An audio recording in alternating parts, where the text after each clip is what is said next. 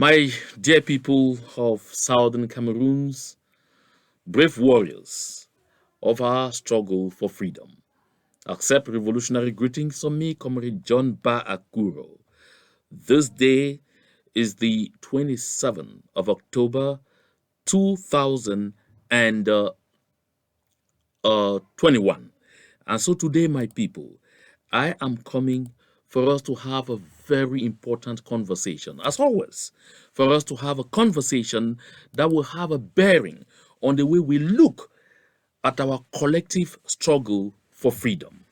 My people, in our communication of today, we shall look at one very important thing I've spoken about several times.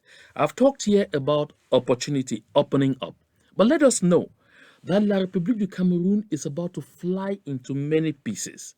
And when La République du Cameroun flies into pieces, what will be our benefit?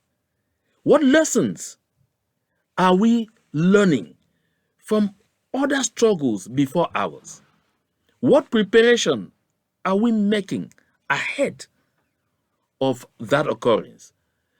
Whether I like it or not, this is a very sure occurrence.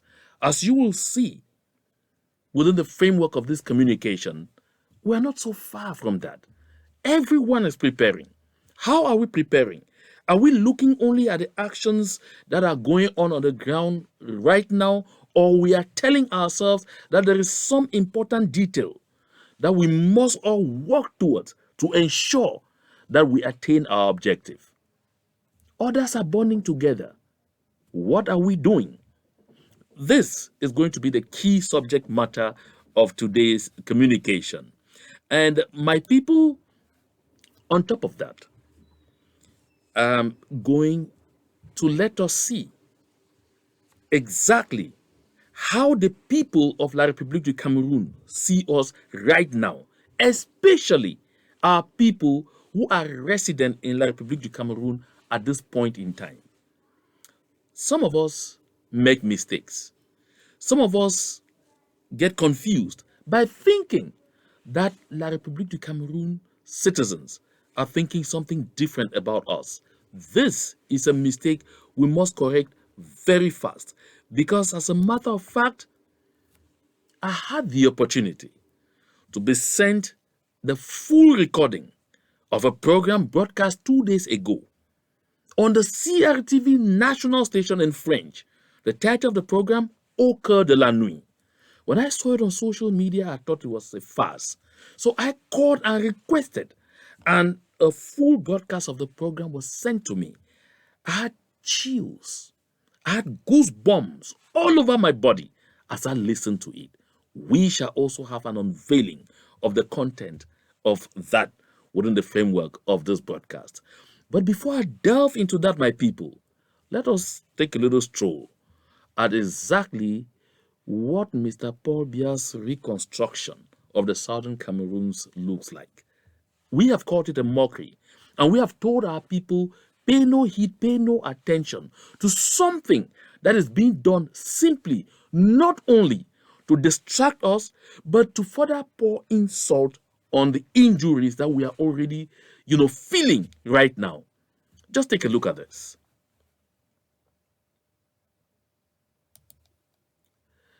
Here, you will see a gentleman. He calls himself Mayor in Kumba. This gentleman is here presenting trucks. This is what has been brought to him by a delegation from Yaoundé, claiming to come and reconstruct the southern Cameroons, reconstruct the over 500 village settlements that they have reduced to dust, reduced to ashes. This is what is going to be used to reconstruct. This is what is going to be used to reconstruct all the schools, the edifices that the thugs of Mr. Paul Biya have brought down in the southern Cameroons. This is what they are bringing to reconstruct. This is what they are bringing to reconstruct PowerCam. This is what they are bringing to reconstruct Cameroon Bank. This is what they are bringing to reconstruct the Yoke Power Plant. My people, this is more than a mockery. If anyone doubted that this is the main component of Mr. Paul Biya's so-called special status, then think again. And I tell you what, even some citizens of La République du Cameroun are beginning to feel weary of this whole nonsense. And that is why they say, rather than go mocking at people with such things, trucks, wheelbarrows, cutlasses that they seized from our parents, from taking to their farms on the claims that that is what was being used against their thugs. I mean, that rather than coming to present to us that kind of trash, they felt that it made sense to sit around a table and discuss the core issues at stake, examine the root cause of this ongoing conflict. This is what Mr. Mamadou Mota, he is a politician of La République du Cameroun, and he is based in the northern region of La République du Cameroun. His name is Mamadou Mota, as I just said. He says, le nombre de véhicules perdus par l'armée au Nosso équivaut à 3000 forages qui pouvaient aider les populations. Listen, he says the number of military vehicles, of, tankers and everything destroyed in the southern Cameroons would have given more than 3,000 boreholes that would have been constructed across that country to help the people.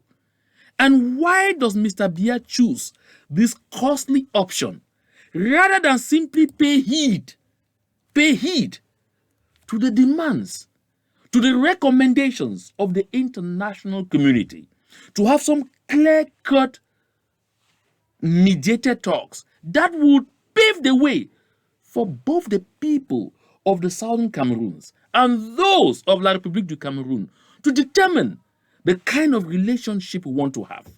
Of course, we all know that survey upon survey have demonstrated that the people of the southern Cameroons, in their vast majority, like to have a very nice working relationship with the people of La République du Cameroun as neighbors, no longer as people living under a certain nonsense called one and indivisible or whatsoever. But because Mr. Paul Biya is carrying out the instructions of Emmanuel Macron of France, he believes that no matter how many people, how many of his talks he loses, and how many southern Cameroonians' lives he wastes, he will continue until something so serious forces his hand to surrender. Look, my people, Mr. Paul Biya takes this option because he is misguided by some of ours who don't have the balls to sit up, and speak out like some citizens of La République du Cameroun actually have the courage to say. I would like you to watch this video with me. I know you must have seen it on social media, but I'm bringing it here because you and I will have to understand why Mr. Ngole acts the way he acts when he listens to Mr. Dieudonné Essomba.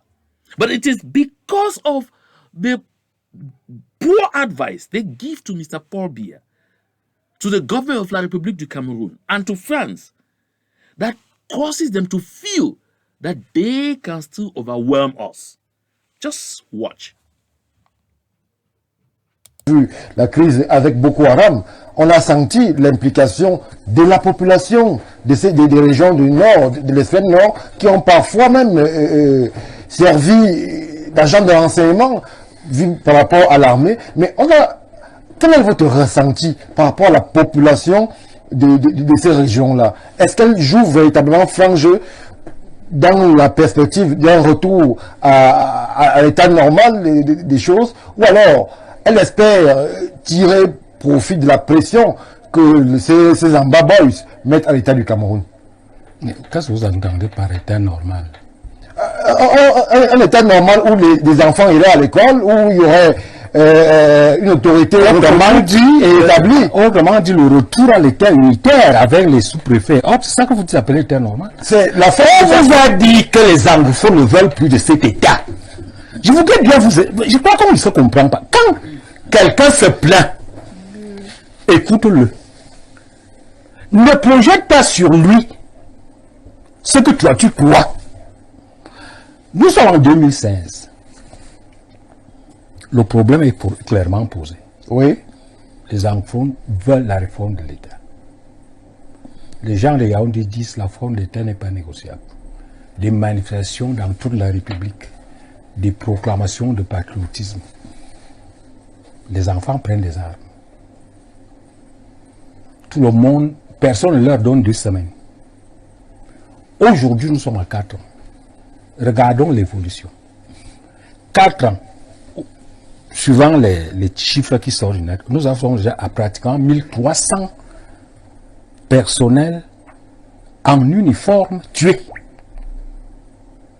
1300. Nous sommes pratiquement à l'abandon de l'administration qui est désormais confinée dans les grandes villes. Dans les zones rurales, il n'y a pratiquement plus rien.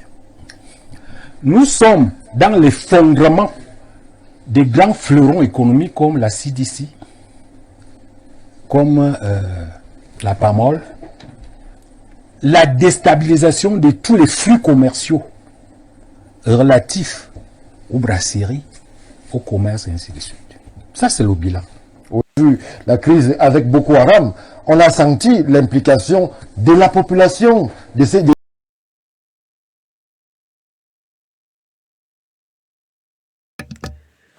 It's obvious from what Mr. Dieudonné Osomba says that La République du Cameroun is losing enormously. I mean, enormously. And he states one very clear piece of information that should inform La République du Cameroun that the people of the southern Cameroons are not pushovers. He says something that should have been said to the government of Mr. Paul Biya by this so-called CPDM elite from the southern Cameroons. The people who claim that they actually own the people, that they are in charge, when none of them can visit their various local government areas. And I'm sure we all saw the body language of Professor Elvis Ngole. That body language is simply what? He agrees with Dieudonné Esomba. He agrees. He's not in agreement. He says exactly that we thought 2 weeks, but now 4 years and counting. The situation has moved from bad to worse. But can he have the courage to speak truth to power like Dieudonné Esomba is doing? No. These people know the truth. They know exactly what needs to be done. They know exactly what needs to be told Mr. Paul Biya. They know the sentiments of the people of the southern Cameroons. They are aware of all the losses, of all the destruction that La République du Cameroun is witnessing on our land and the carnage that they are visiting on our people. They have that possibility of rising to, like the people of the southern Cameroons, and telling Mr. Paul Biya, enough of this, let us go to the negotiation table. But they don't have the balls. Does someone wonder why? My people, this kind of communications are generally an eye-opener. I'm not bringing this for us to sit down and begin simply to celebrate that, oh yes, we are winning. But my people, truth be told, La République du Cameroun is having it extremely hot on our territory. And this is why I must continue to urge the people of the southern Cameroons that we must remain tenacious, that we must remain resilient, that we must continue to be determined to attain our objective. Listen, people, this is why I say always that we must continue to remember the dream we have, the dream of freedom, and that it is not possible for each and every one of us to do it alone. My people of the Southern Cameroons, if there's ever been any time we need solidarity, if there's ever been any time we need synergy, if there's ever been any time we need to cause all those who are on the front lines to understand that they must come together and work together, that time is now. On account of what we still have ahead to unveil on this program, you will note with me that if you really feel, don't come and express your thoughts of frustration and all whatnot as comment on this communication. Pick your phone. If you belong to a group, you know your leader. Your leader should know you. Pick your phone. Call your leadership. Call anyone that can get to your leadership and tell them the time for all of us to come together is now. We will all do it together, my people, before we attain this objective. If we don't do it together, we will not attain this objective.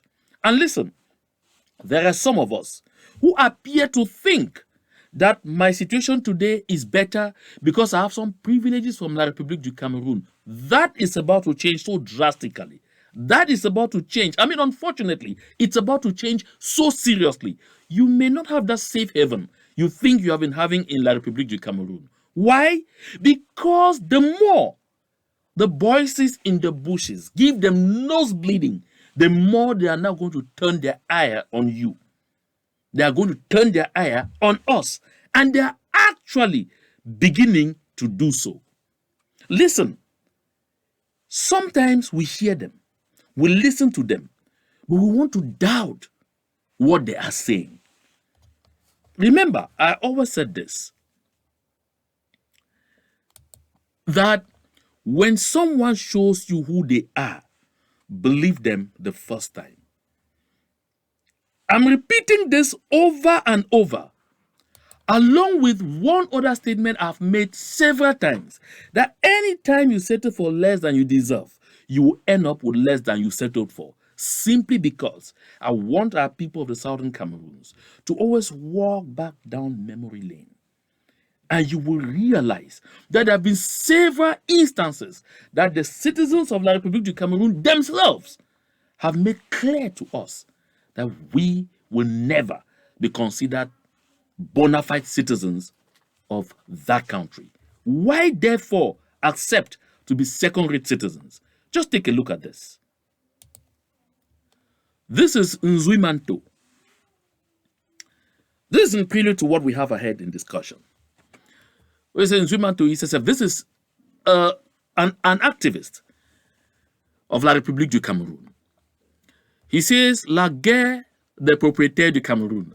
Let me translate. La guerre des propriétaires du Cameroun means the war of the owners. You want me to do what for what I say proprietors? That the war of the owners of Cameroon. And the owners of Cameroon that he is referring to, he's actually referring to the Bulu Ekan Beti clan. Because they are the ones who are at the forefront of the carnage that the people of the Southern Cameroons are going through. It is not like I'm discounting people from other parts of La République du Cameroun, no, but these are the lead people. This are the lead clan that are determined to visit our land with the worst form of genocide. That is why Nzuimanto recalls what they had said, what they were saying, and that we ignored. They said, si Dieu a rasé Sodome et Gomorrhe, 1350 morts, c'est quoi? C'est rien du tout. This was at a time that figures were flying around that about 1,350 Southern Cameroonians had been killed in cold blood. And they said, if God could wipe out Sodom and Gomorrah, what is 1,350 deaths? To hell with it. Move on. Grind. That's what they said. They also said, l'armée doit dératiser ces régions. At least we heard this on Vision Card.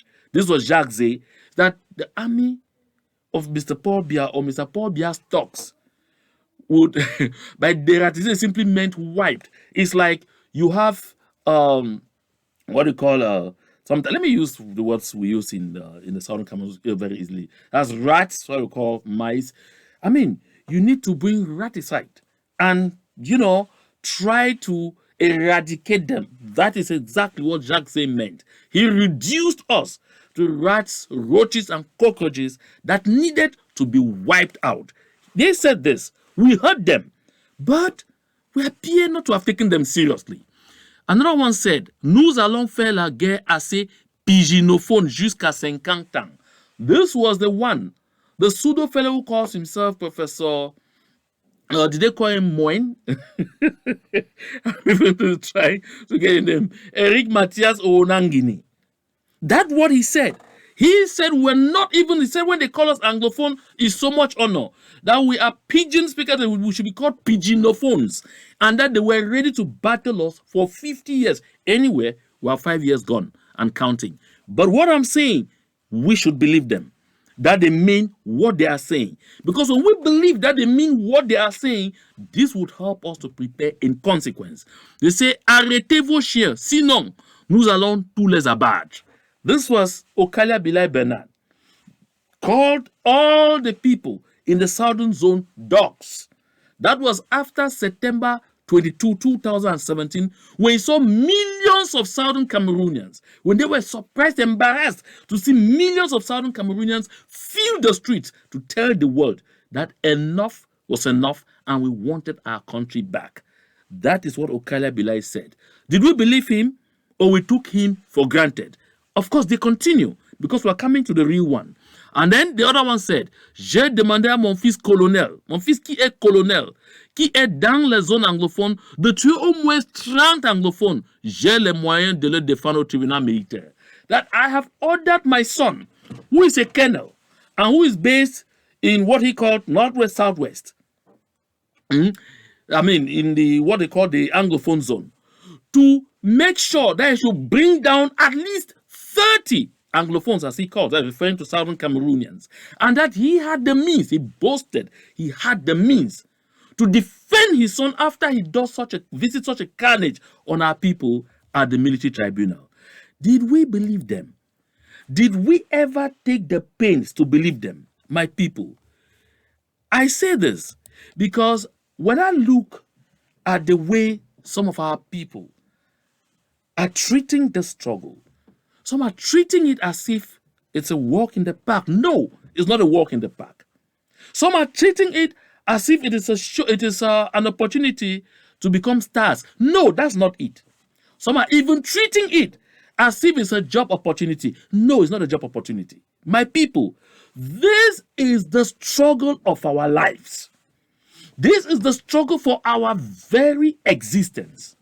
And if we don't settle down at one point to recognize this and come to terms with the simple fact that to get there quickly and reduce the damage, reduce the hemorrhage on our people, reduce the losses in humans in our land, if we do not come together, bunch together as one people to do this, then it means we are simply losing our face with respect to exactly the task before us. And remember, God forbid that we can't push this to the next generation. La République du Cameroun counts on their ability to divide and rule us in order to overcome and overwhelm us. That is what they are counting on. This is because they still have some people in the southern Cameroons who call themselves CPDM militants, who feel that they still have to be loyal to Mr. Paul Biya, who feel that it is their singular duty to play the role of spies for the people destroying their own brothers and sisters, mothers, fathers, burning us alive in our homes. They believe that it's still their singular duty to continue doing that. Listen, if you do not rise to the occasion and recognize that even you as a CPDM militant, that when they begin spraying those their stones, they are spraying all over the place, or bringing down homes, they don't discriminate which home they bring down, then something is definitely wrong with you. if you do not rise to the occasion to understand that when all this hate language is being thrown at us, it is thrown at us as a people, not selectively, not at those who are not CPDM militants, not at those who are not family members of people who are in government, not those who are not family members of people who have, brothers and sisters who are directors, secretaries general, or waiting call. Listen, then something is wrong with you. If you do not rise to the occasion to recognize that you are mortgaging the future of your children and your children's children because of a few dirty coins of silver, then something is wrong with you.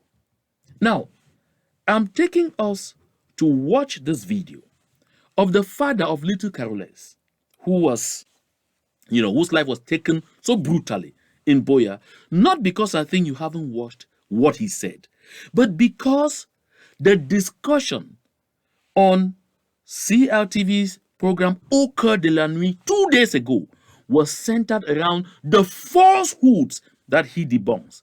And I will reveal to you exactly what those people are saying. Eventually, I will treat that sound and upload it on this channel, so you will listen to it yourselves in French as it is, and you will ask people around you to translate for you.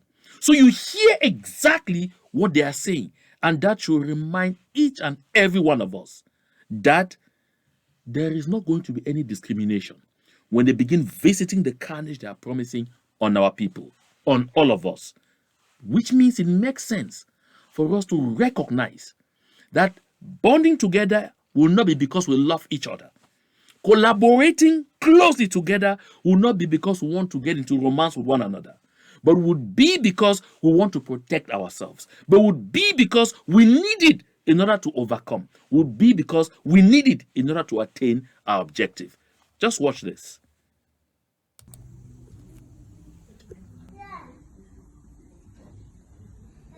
In the morning, someone came. That man works with my wife as a colleague. My wife, every morning, she will always take the kids to school through taxi. She doesn't. I have a taxi that I hire that takes my kids to school. But she will not let the driver take her kids to school without her being there. She will take her kids to school, come back through taxi. When they close, she goes back, brings them back home. That's what she always did. So on this day, a colleague came to tell her, madam, we have to go travel this day to go and work. He said, oh, well, thank God I was just about taking my kids to school. Can you wait for me? Let me hurry, dress them up, and then you drop us off. And that's how it happened. They took off.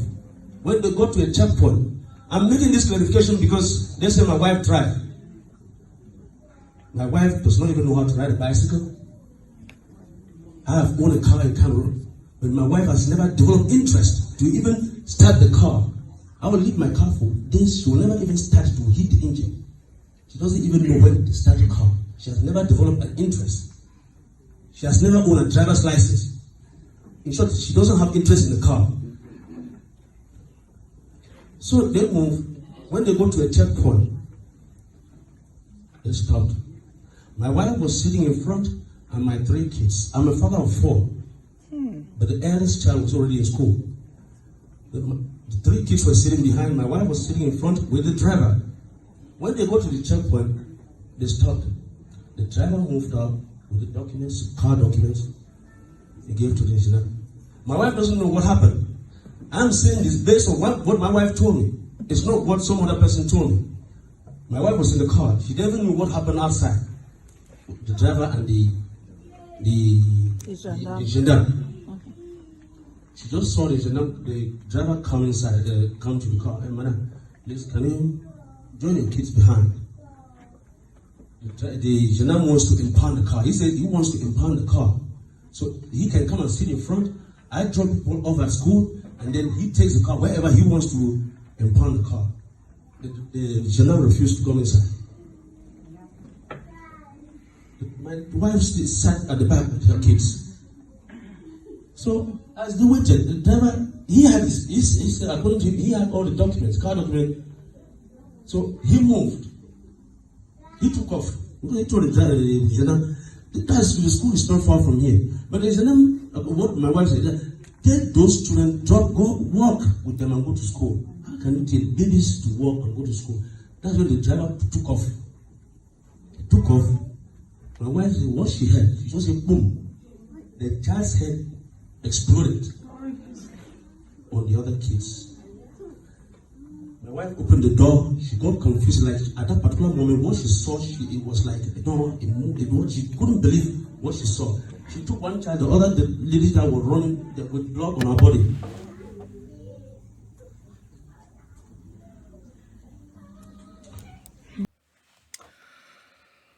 Yeah, this is exactly what happened. That has been clearly narrated there to us by the father of little Caroles. He took the pains to explain to all and sundry exactly what happened. And from his account, we get clearly three things. Number one, his wife, the mother of little Caroles, has never driven a car, so she was not driving that car. Number one. So she was not running away and anything.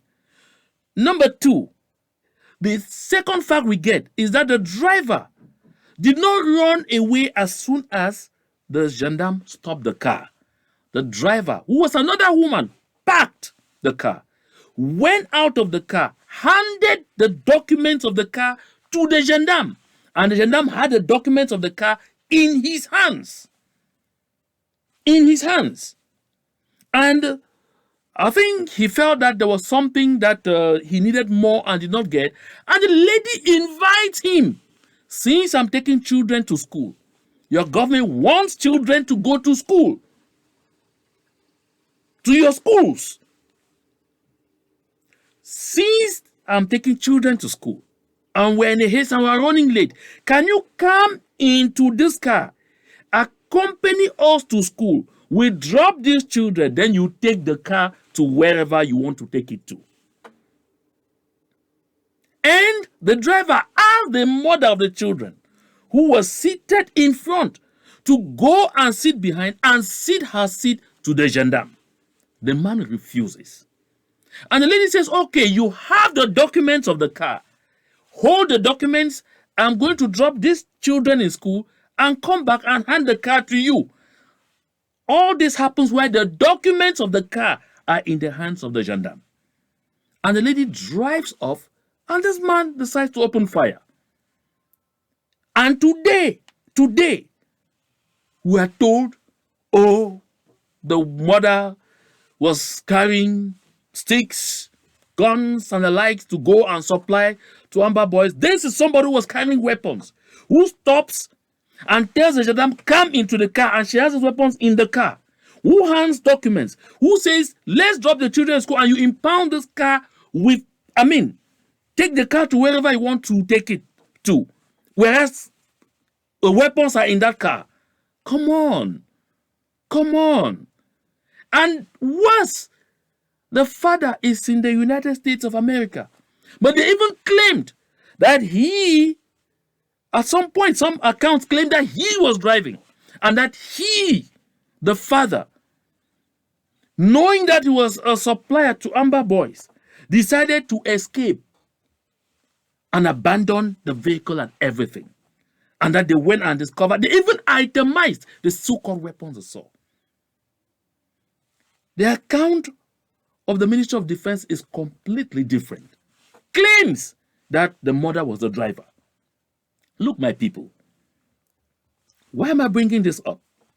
I know you had watched this video. I know you had listened to him. But I'm bringing this up because what happened in Boya to the gendarme who took the life of Bebe Caroles so brutally and so recklessly was the subject matter of an elaborate discussion on a 2-hour program on CRTV national station, a call-in program. CRTV national station transformed itself into Radio Mille Collines we know in Rwanda during the genocide. The presenter allowed a lot of people to call in on that program and say exactly how they were going to take vengeance against the people of the southern Cameroons on their territory. They are clear, unequivocal, that the life of that gendarme is worth the life of 1 million Carolese. They don't care what happened to her. What bothers them right now is that that gendarme should have been alive and be celebrated. And that is why they're preparing to give him a hero's funeral. In short, he will even be decorated posthumously. But why am I bringing this to this program? Because I have told the people of the southern Cameroons living in the hinterlands of La République du Cameroun to beware. Listen, Prime Minister of La République du Cameroun, John Gute Joseph, was already aware of this before getting to the southern Cameroons, before getting to Bamenda. And he warned, but people did not hear. I say this, look here. The most expensive liquid in the world is a tear. It is 1% water and 99% feelings. Think before you hurt someone. To the people of La République du Cameroun, for 1 second, I'm talking here of the citizens, did they for 1 second settle down and tell themselves, let us reflect, to see that what happened to this baby was the most unfortunate thing, and that the reaction of the people to what the gendarme did, I mean, I know no one would absolutely want to say jungle justice is the best, but jungle justice happened for the same reason. For the same reason we are hearing this kind of trash come out of the national station of a country which claims to be one and indivisible. Because the people knew that if they did not do what they did, the gendarme will not only be transferred somewhere else, but he will even be decorated. He will even be promoted because it had happened before. What happened in Boya was a clear demonstration of the fact that everyone had come to understand that La République du Cameroun, that entire triangle, is no longer a country of law. It is a mark of the collapse of the justice system. Nobody believes again in the justice system. Nobody believes again at all that someone somewhere will do justice, because they have seen more than enough to prove this fact. But today, we can listen to people call for hours on end, I mean 2 long hours, and send threats and make clear how they are going to gather people, smoke them. Listen, my people of the southern Cameroons, this is what they said. They are going to use all means on their territory to avenge the gendarme on the people of the southern Cameroons living among them. And they said, all this means do not preclude poisoning. So, I'm bringing this here, and I'm going to upload that communication. Treat it. It will take me a while to treat it because it's pretty long. To treat it and upload it here so all will listen and be edified.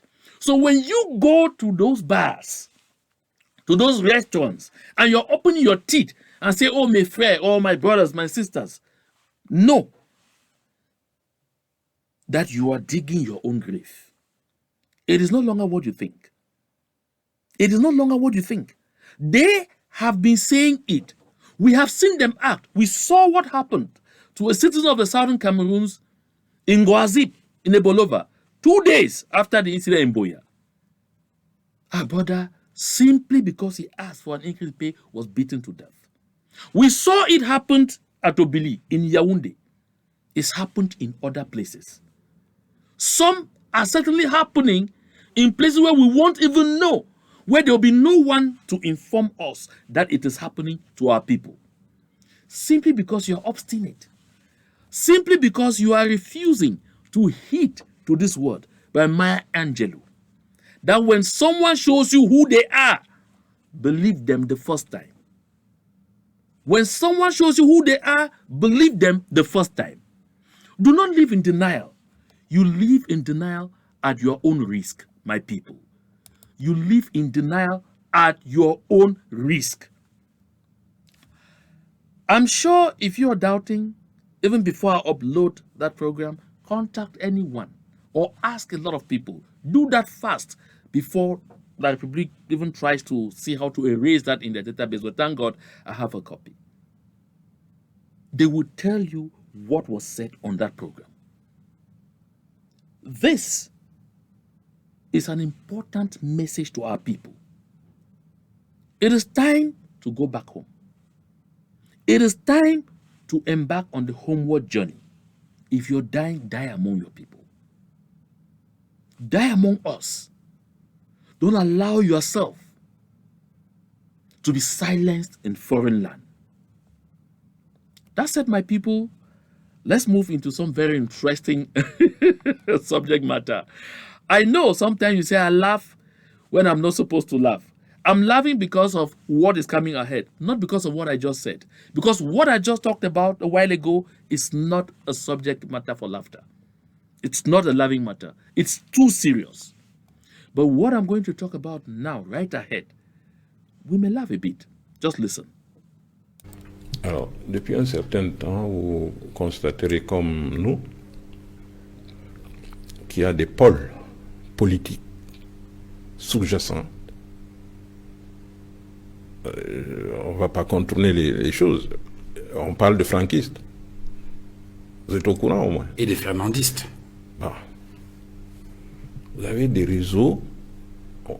Alors, dans une série de réseaux, on dit non, ça c'est le réseau d'un Ngongo. Ah bon, ça c'est le Ngongo, oui, mais là ça doit être motasé. Ça. Donc, on les regarde, on les observe. L'objectif c'est quoi? Le projet c'est quoi, comme on dit? C'est gouverner encore après Biya. C'est ça? Et vous pensez donc que nous on va s'asseoir là et manger des cacahuètes? Ah, et donc vous voulez ressusciter cette déclaration du ministre Amadou Ali, oui, repris par les cadres de Wikileaks en 2011, qui disait « Tant que le président Biya est là, nous, dans le Nord, on va lui apporter son soutien. Mais le jour où il passera, qu'il sache que le pouvoir reviendra dans le Grand Nord du Cameroun. » C'est bien cela? Bon, Amadou Ali a fait son temps. Hein. Il faut le laisser où il est. Il a fait ce qu'il pouvait. Et c'est pas d'Amadou Ali qu'il s'agit. Nous, c'est autre chose. Nous, c'est autre chose. C'est-à-dire qu'il y a un jeu trouble qui est en train d'être mis par des mains noires que vous ne verrez pas. Ces gens existent bel et bien. Et comme nous, ils vivent sous le soleil comme nous. Ils mangent, ils boivent. Donc, on peut percevoir leurs faits et gestes. Nous nous rendons donc compte que pendant que le président Biya est encore là, il y a donc une mécanique qui est en train de vouloir donc récupérer les restes du pouvoir pour s'asseoir dessus et attendre donc son départ pour reconquérir le pouvoir. C'est de mon analyse et de quelques amis. Et c'est ça qui nous fait rigoler en fait. Alors, depuis un certain temps, vous constaterez comme nous qu'il y a des pôles. The gentleman talking here is called Abdoulaye Ousmane May. Of course, I know the name Ousmane May is not strange. Because, you know, there is an Ousmane May who is Minister of the Economy, Planning and Regional Development in la Republique du Cameroun. Of course, they are all children of the late Governor May. Listen, Mr. Abdoulaye Ousmane May is not saying something that we're not all aware of. Mr. Abdoulaye Ousmane May is reminding us all that La République du Cameroun at this point in time is a powder magazine. La République du Cameroun at this point in time is a powder magazine. There is a power equation going on. That country is in serious camps. Listen, that country right now is only held together by Mr. Paul Biya because he's still alive.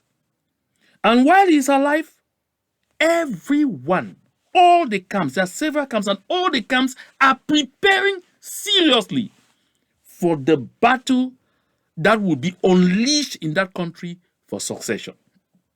Mr. Paul Biya himself is aware. My people, listen. I say all the camps are preparing. That is why you are hearing of excessive embezzlement. All the camps are amassing as much money as they can while it is still possible, so that they will get as many, or should I say as much power, firepower as they can in preparation for the D-Day. That day when especially that Biya closes his eyes. Yes, it's going to be messy over there. They are all preparing. They are aware. And Mr. Mota makes clear that, there's a camp for Ngongo, there's a camp for Frank Biya, there's even a camp for the other one who says it's Biya's son, there are several camps that we even know. And all have enough money to set that country on fire for a long time. That is the decor. And Mr. Mota is simply telling us and telling the rest of La République du Cameroun that they in the north are aware and they are also ready. Ready. He even says more. That they have all the plans possible. And while this is going on, there are already alliances. This is why I keep telling the people of the southern Cameroons, I've said it several times, opportunity is coming. How are we preparing to take that opportunity? People in various camps are bonding together. How are we preparing? Are we bonding together, or we are busy fighting among ourselves for supremacy? Now, listen, there are alliances already being created. Let's go back to Mr. Abdoulaye Ousmane May. C'est un mon rôle. Et on va les affronter, aussi simple que ça. Comment? Que ce soit Réseau Ngongo, que ce soit Réseau Moutazé, que ce soit... On va les affronter. Le Grand Nord va les affronter. Qu'il le veuille ou non, on sera là. Bon, par contre, j'ai du souci avec notre ami Kamto. C'est des gens, quand vous voyez leur machine, mais moi je dis, il faut les respecter. Il faut les respecter. Mais l'énergie qu'ils déboursent comme ça, avec des gens qui sont en prison, je dis, c'est pas le moment. C'est pas le moment. Il doit se conserver. Parce que quand vous ratez une élection, c'est institutionnel, c'est passé. Bon, mais préparez-vous à l'autre qui viendra. Et dans votre projet, il est un maillon important. Kamto est incontournable. Qu'est-ce qui le rend incontournable? Pourtant, il a été officiellement classé deuxième avec 14%. Le gouvernement, plusieurs fois, le lui rappelle. Qu'est-ce qui le rend incontournable dans ce processus d'après Biya, de perspective d'après le président? Ou de prochaine élection présidentielle? Je ne dis pas que Kamto sera à la place de Biya. C'est pas ce que je dis, on ne se comprend pas. Je dis dans l'aspect politique, dans la sphère politique du Cameroun, c'est un maillon important. Nous, de toute façon, nous sommes là-bas dans le Grand Nord, nous sommes là-bas en haut.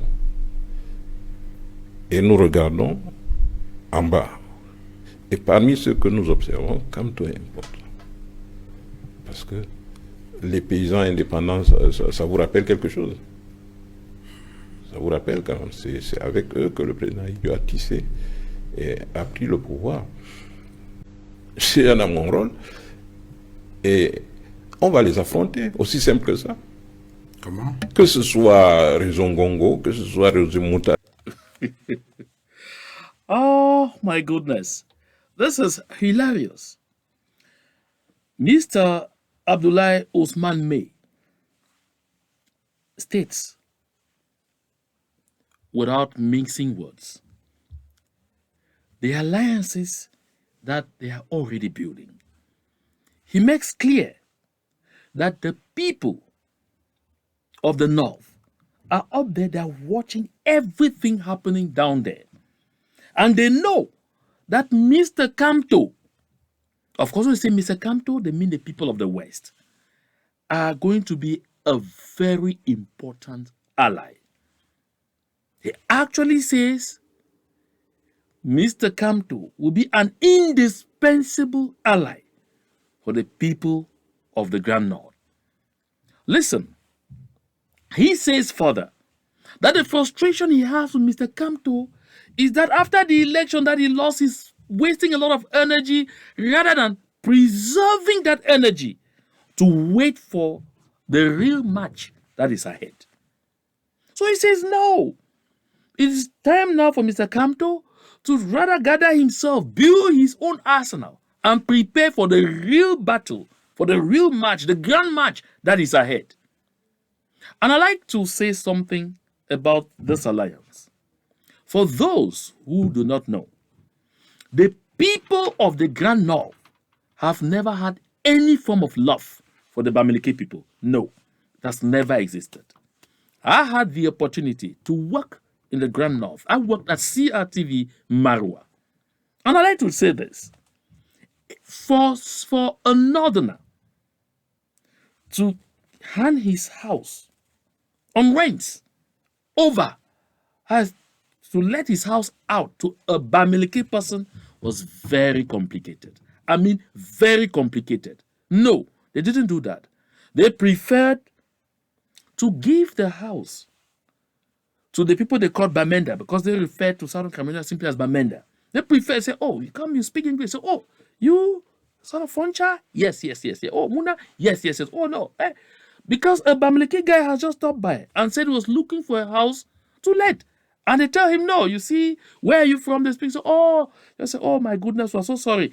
The apartment or so that was here has already been given out. The next minute, you come around. And you speak English, say, oh, you Foncha, Bamenda man, Muna. Say, oh, Yowa, come and sit here.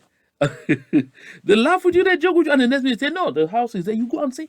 So I witnessed situation like that personally. I didn't hear.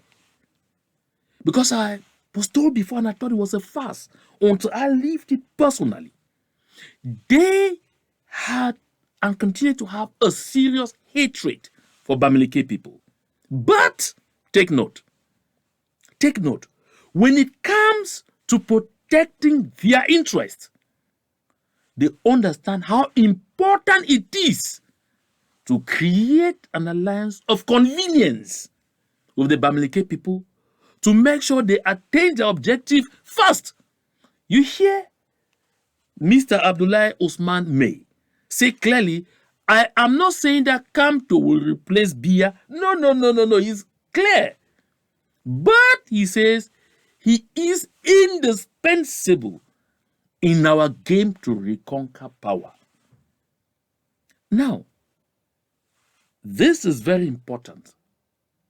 My people of the Southern Cameroons, if the northerners of La République du Cameroun, who have thorough hatred for the Bamileke people, at least I had the opportunity to actually read and listen to utterances by Amadou Ali, who said they were so angry and frustrated about Bamileke because they were even trying to invade them and even wanted to get married to their daughters so they could create family links and invade them. No, they systematically fought that. But today, they are saying Kamto is going to be an indispensable component in their power play. This is a wake-up call to the people of the Southern Cameroons, that the differences we have among us, the various groups involved in our struggle, are far negligible than the things that should bring us together.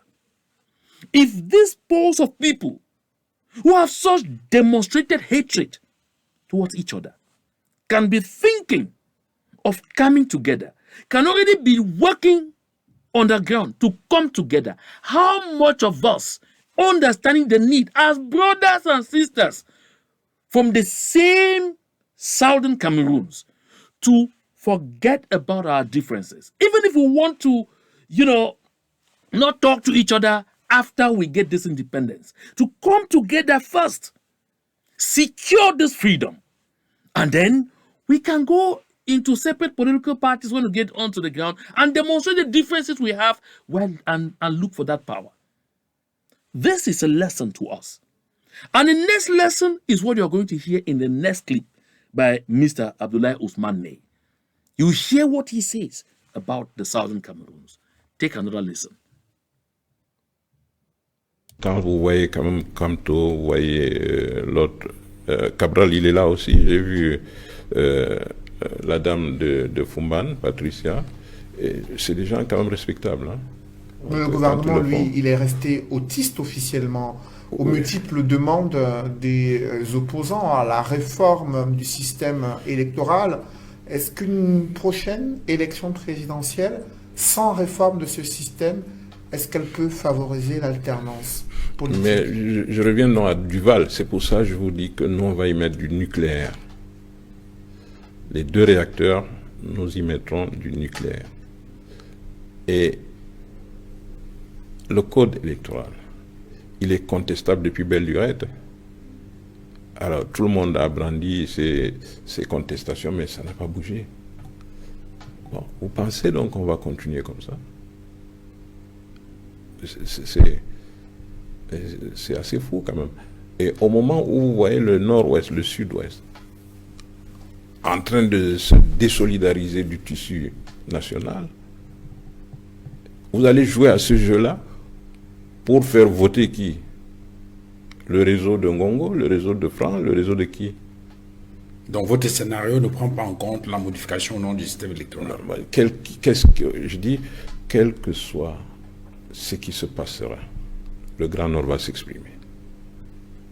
Quel que soit. Si vous voulez, vous mettez, je ne sais pas, on va s'exprimer. Et de par les statistiques, si on veut, on peut.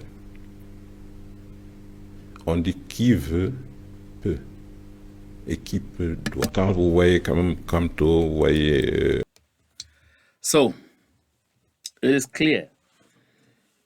Mr. Abdoulaye Ousmane Ney recognizes, I'd like us to take note of this, recognizes that in their game plan, they are not considering the Southern Cameroons. No. As far as the Northerners are concerned, they know that the Southern Cameroons is gone. As far as the people of the Grand North are concerned, they know that the Southern Cameroons will not be involved in their power play. As far as the people of the Grand North are concerned, they are certain that the departure, the independence of the Southern Cameroons is a done deal. Now, what is important to do is to concern themselves about securing power by all means in La République du Cameroun. It's clear. He makes another very important revelation. He says the Grand North has 2 nuclear options. And these 2 nuclear options will be activated as soon as the time comes. Why? Because he says they don't trust elections in Cameroon. Did you hear that? That means from day one, they have never bothered about elections because they know that there have never been any elections in Cameroon. He makes clear that the electoral system of Cameroon has been so badly flawed that nobody should trust anything that comes out of the polls in La République du Cameroun. So for that reason, he says, whether it be the camp of Ngongo, whether it be the camp of Famenongo, whether it be the camp of Frank Biya, or whichever camp, they are going to be ready. That the Grand North, he says the Grand North is ready, will be ready to face off to the challenge. He makes clear there is no such thing as elections. They don't even believe in elections. Because it says, what kind of elections are you going to organize?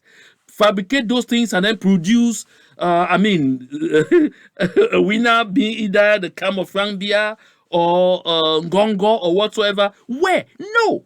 He makes clear that from time immemorial, they have never trusted the electoral system of La République du Cameroun. Therefore, they are ready to use other means. So they are not even thinking about elections. So forget about the fact that after Bia, some election. No. As far as the Grand Nord is concerned, that is not going to happen. This is going to be settled in another way. And the other way we all know. That is why, my people of the Southern Cameroons, we have to stand ready. Shall we allow them to get into their intestinal battles, finish up, resolve their issues, come back together as one, and then come and meet us, still fighting among ourselves, and reconquer us? That would be the most stupid thing that should ever happen in this age. This is why I am using this tribune once more to urge all and sundry, reach out to the leadership of your various groups, movements, and organizations. Tell them it is a must. We shall have to stop begging people. The stakes are too high. The stakes are too high. We must stop begging people and begin telling people what has to happen. Listen, we are leaders because we have followers. When our followers begin to tell us this is what must happen, we will have no option. But if you, our followers, our members, continue to believe in the fragmentation, don't blame leadership. Begin by blaming yourself. If you continue to revel in the insults, in the intestinal attacks, don't blame leadership. Blame yourselves. At the end of the day, don't come and tell me that the leaders were too greedy. No. You yourselves contribute to this so-called greediness. It is time we all begin taking responsibility for our acts at individual level. And then at the group level, it will come to pass exactly what we want to happen. The stakes, like I say, are too high. We must learn this great lesson, that the stakes are too high.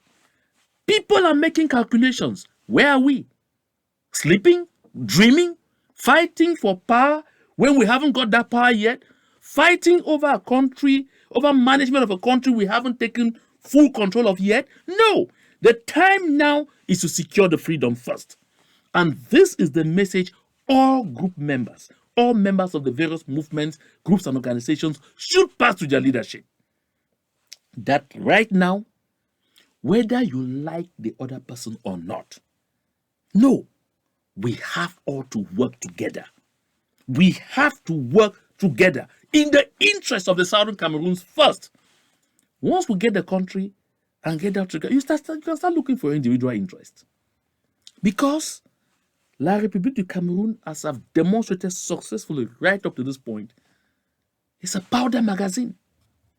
That is why, despite the country preparing to host the Nations Cup in January, look at the headline on a newspaper in that Cameroon. Severe health disaster looms in Yaoundé Douala. Millions of city dwellers exposed to cholera, malaria, COVID-19 as heaps of stinking garbage overwhelm streets in both cities. Government buries head in shame despite boasting of readiness for AFCON 2021. Look at the pictures here. This is how Yaoundé and Douala look like. Garbage all over the place. Why are they not taking care of this garbage? Why are they not spending money to clean the cities? Why are they not spending money to fix the roads? Why are they not spending money to complete the stadia that have to be completed in readiness to host the so-called AFCON? My people, the people of La République du Cameroun, the ministers, they are all hoarding money in preparation for what is going to happen right ahead. None of them knows when Bia will close his eyes. For that reason, nobody is taking the risk. The least opportunity is that of amassing money. The least opportunity is that of hoarding money. The least opportunity is that of acquiring the hardware that they will need to fight that battle. La République du Cameroun is in a powder magazine. That is why they don't do all of those things, my people. I'm bringing all of these elements so we understand exactly what lies right ahead of us. So we prepare in consequence, and the only preparation, the main preparation, the place to start is making sure we start working again solidly together.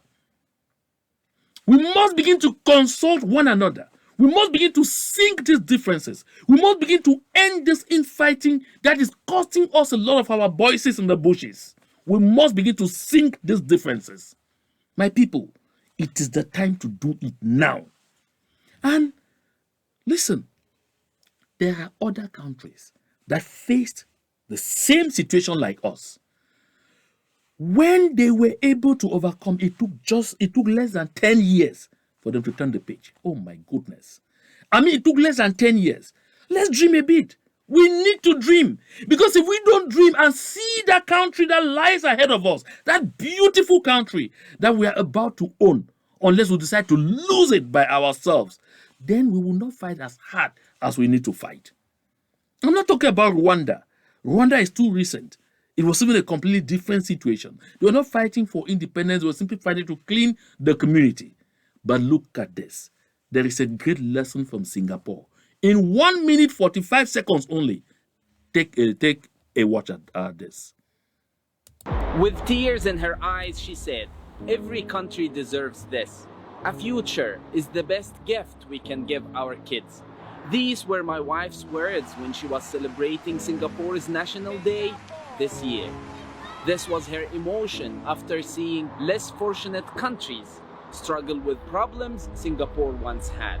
The Singapore we know today wasn't always like this. Back in the 60s, there was racial tension that led to many deaths and hundreds of injuries. In the same period, Singapore became independent from Malaysia and had to decide its own fate. The economy wasn't stable, no natural resources, and many people had no jobs, housing, or formal education.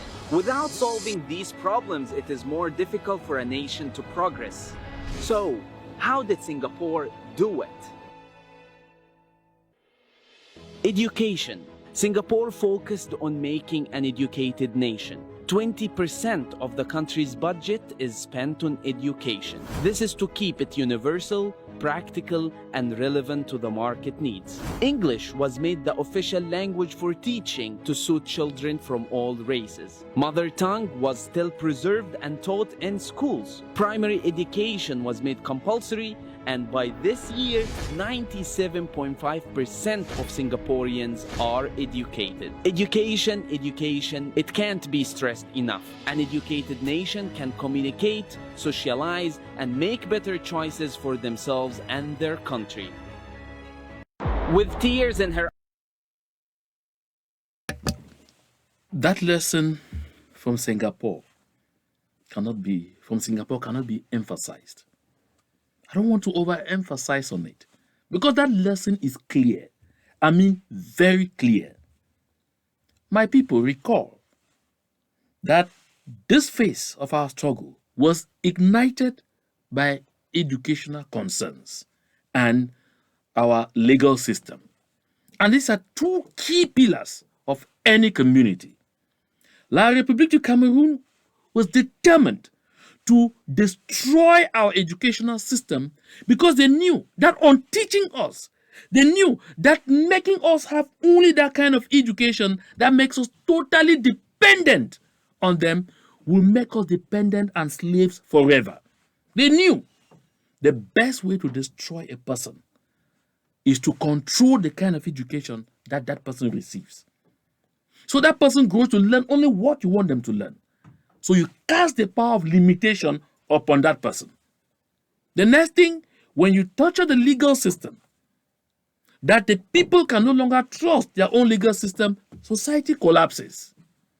And these are the two key areas that La République du Cameroun decided to affect in the southern Cameroons. And of course, the economy followed. So this Singaporean dream, they cut off from Malaysia. Few years after, Singapore today is one of the highest tech countries in the world. And that is the dream I have of the southern Cameroons. A dream of a southern Cameroons where everyone will say, I have the opportunity to attain the height I seek to attain. A dream of a southern Cameroons where everyone will rise up and say, we are all equal before the law. A dream of a southern Cameroons where everyone will say, I don't need to know anyone high up or in any big office in order to earn a contract or in order to get access into any educational institution. A dream of a southern Cameroons where you will not be appointed because you belong to a dynasty. A dream of a southern Cameroons where all and sundry will be so proud to belong to that country and will all want to put their hands on deck to make the country different from others.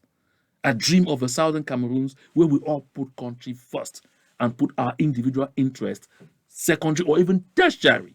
That is the southern Cameroons that made me abandon everything I worked for to find myself in the diaspora as a refugee.